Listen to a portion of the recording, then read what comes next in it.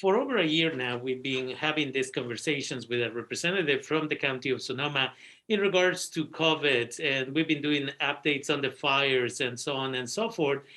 And once again, we have Mr. Mejia. Señor Mejia, welcome to the show again. Tell us what is going on with COVID, anything positive, what can you report? Hi, Rafael.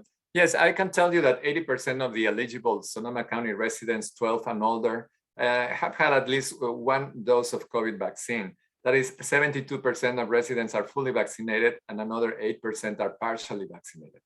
We have seen an uptick in our vaccination recently and are back doing more than 1,000 inoculations per day in Sonoma County.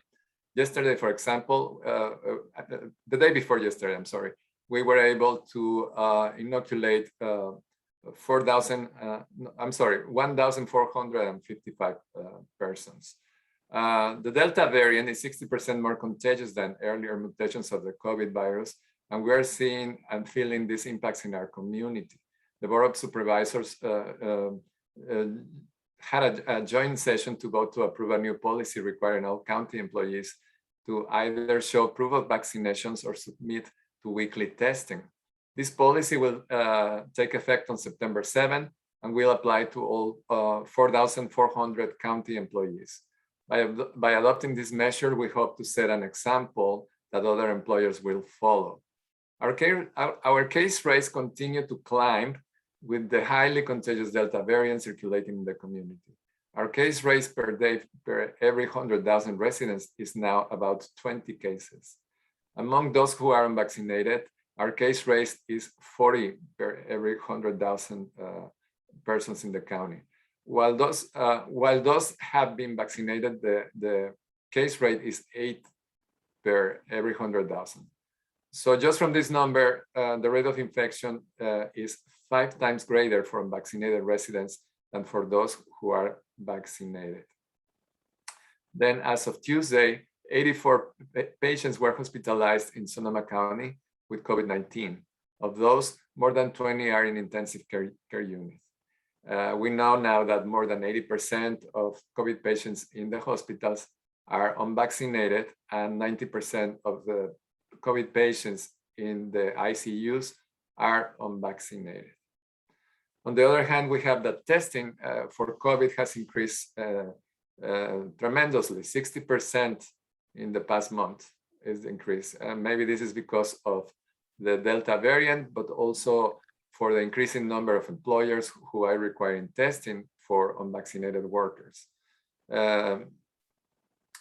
So we were normally applying 1,000 tests per week, and now we have expanded our capacity to 14,000 per week.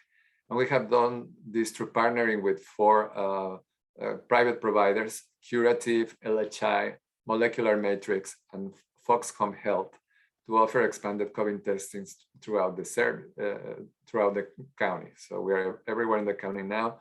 And because of the high demand, now is necessary to make an appointment before going to your test. Please mark this, because we've been saying before that you don't need to make an appointment. And it was true, but now with this high demand, we have totally needed to change our policy. So now we need an appointment for the time being. We're hoping that this is going to settle in a few days and go back to not requiring an appointment. Is recommended, but I have heard from people who has gone without an appointment that there is not enough testing, and they have to make two different lines, and some people have been turned down because not having an appointment. So it's better if you do your appointment in advance by going to socoemergency.org/test, where you can have more information on testing, including the pop-up testing sites that are near to your area. The webpage offers a calendar of all testing clinics available each day of the week and information on how to make an appointment. Then one more thing is that the FDA and the CDC have approved boosters for some of those who have received the Pfizer or Moderna vaccines.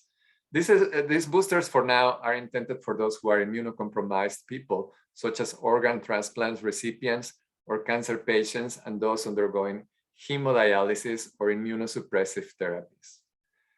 Now, if you don't have a primary care physician, but you believe that you qualify for a booster right now, please go to myturn.ca.gov to make an appointment. You will be asked a series of questions that will confirm that you are eligible before you can make an appointment. So now this can sound confusing, and then to add to the confusion, the Biden administration announced yesterday that they are prepared to begin rolling out booster shots for many Americans the week of September 20th. However, this is a process, and in its approval from the US Food and Drug Administration, and it may take a little longer, but they're coming, definitely. It's estimated that after 8 months of vaccinated, the vaccine starts to decrease its effectivity. Right now, the CDC data shows that Pfizer and Moderna vaccines remain at least 84% effective. We've been saying here in your program, Rafael, that it was 95 originally.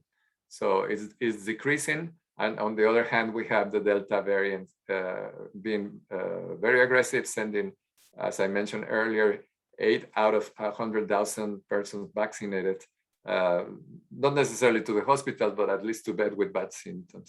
And the symptoms still remain to be lower than the non-vaccinated, but we are seeing an increase in infections, definitely. Definitely. And again, just a reminder to our community that there is a new variant that is starting to make the rounds. So we are talking about Delta, but then, there's a new one that is slowly making its way to the United States.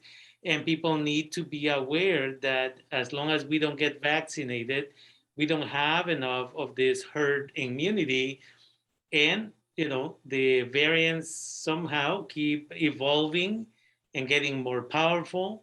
And then it's harder. And that's why we need all these booster shots now.